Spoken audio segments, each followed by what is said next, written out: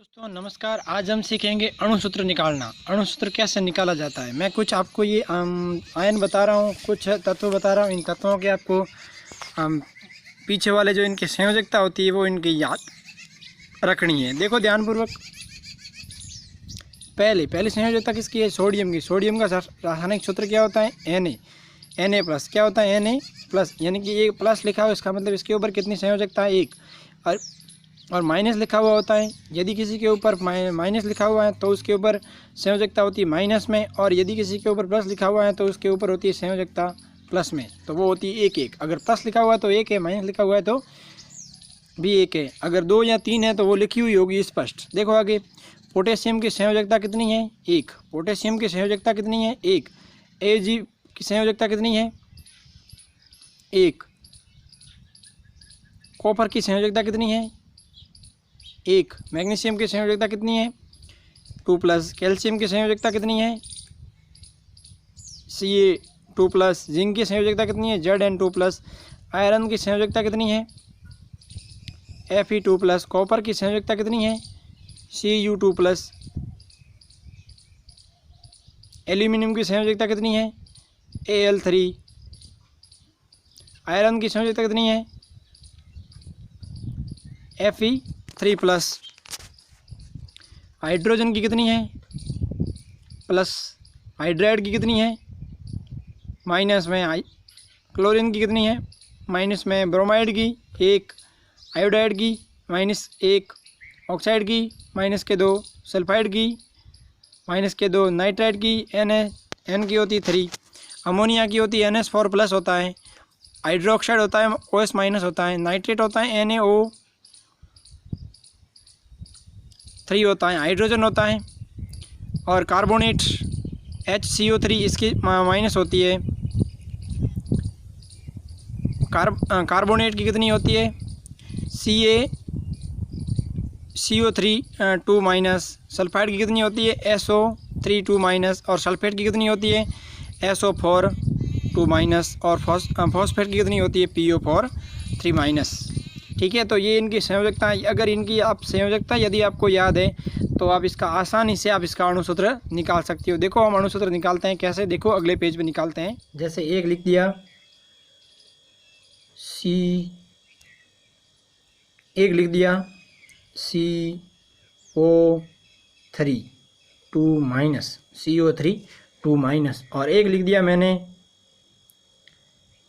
NH4+।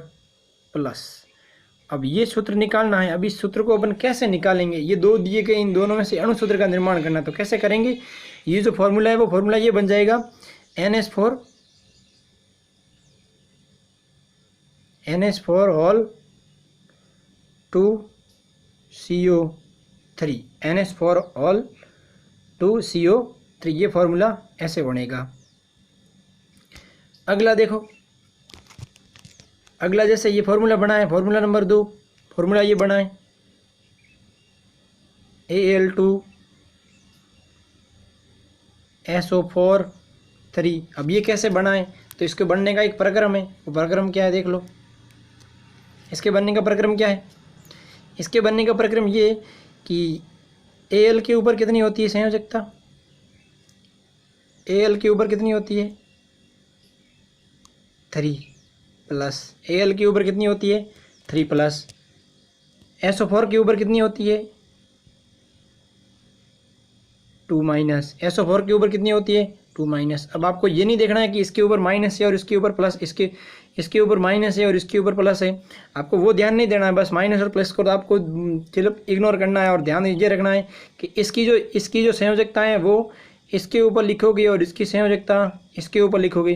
तो इसकी संयोजकता यहाँ डाल दो और इसकी संयोजकता यहाँ डाल दो। तो मैं डाल देता हूँ Al को तो वहीं का वही Al का, और इसकी संयोजकता कितनी? Al2। SO4 है ही, तो SO4 है, SO4 तो है ही, तो इसकी संयोजकता भी लिखनी है। तो संयोजकता लिखेंगे तो क्या लिखेंगे? SO3। SO कोष्टक 3।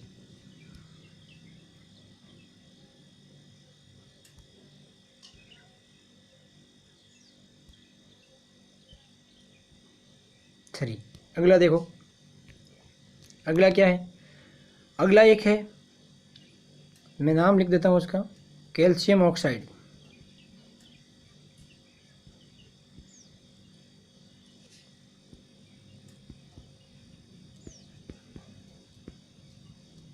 Calcium oxide, calcium oxide formula लिख दिया। इसका फॉर्मूला क्या होता है, कैल्शियम का Ca, कैल्शियम का क्या होता है Ca, और ऑक्सीजन का क्या होता है O। इसके ऊपर भी 2 माइनस, इसके ऊपर 2 प्लस। अब इसकी संयोजकता इसके ऊपर लिखो, इसकी संयोजकता इसके ऊपर, तो इसको आप यूँ भी लिख सकते हो Ca2O2, ऐसा भी लिख सकते हो। और दोनों की संयोजकता बराबर है तो संयोजकताओं को लिखने की जरूरत नहीं है, इसको आप CaO लिख सकते हो डायरेक्ट, CaO। अगला फार्मूला देखो, अगला फार्मूला देखोगे हाइड्रोजन का, इसका देखोगे हाइड्रोजन सल्फाइड का, हाइड्रोजन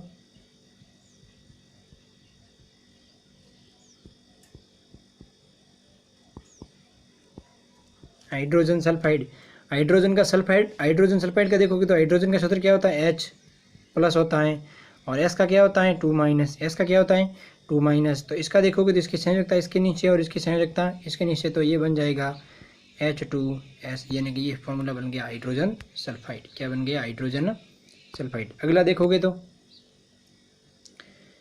अगला देखो कि सल्फ्यूरिक अम्ल का निर्माण कैसे हुआ है। सल्फ्यूरिक अम्ल, तो सल्फ्यूरिक अम्ल कैसे बना है देखो, सल्फ्यूरिक अम्ल कैसे बना है, सल्फ्यूरिक अम्ल बना है। सल्फ्यूरिक अम्ल का फॉर्मूला क्या होता है, इसके अंदर क्या होता है हाइड्रोजन सल्फेट, इसके अंदर क्या होता है हाइड्रोजन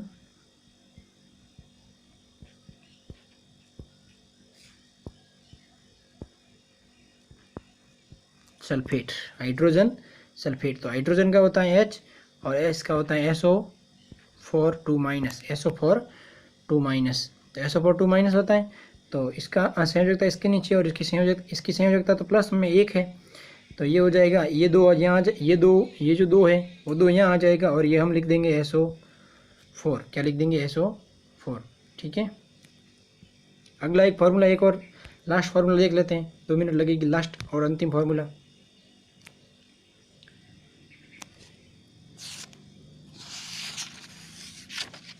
अंतिम फार्मूला देख लो, कैल्शियम हाइड्रोक्साइड,